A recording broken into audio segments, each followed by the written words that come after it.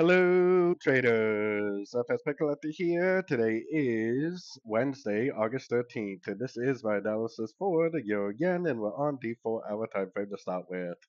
So the euro yen is obviously very bullish. I mean, it definitely looks like a possible ABC correction, but it could even turn into a wave one, wave two, wave three instead.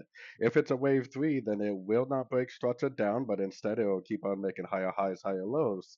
If it's a wave C, then at a Fibonacci level, which we're at right now, it will go down and break structure.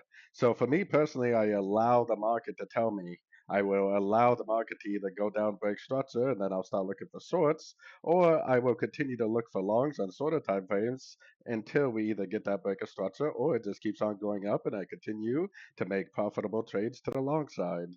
So going down to the 1 hour time frame, we are definitely going down right now, as you can see. And if it breaks that 4 hour time frame structure, which is actually down here, then I will be happy to look for shorts. But as of right now, I would be looking at anything I see to the downside as possibly just another 1, 2, 3 way pullback, 1, 2, 3 way pullback to the higher time frame uptrend.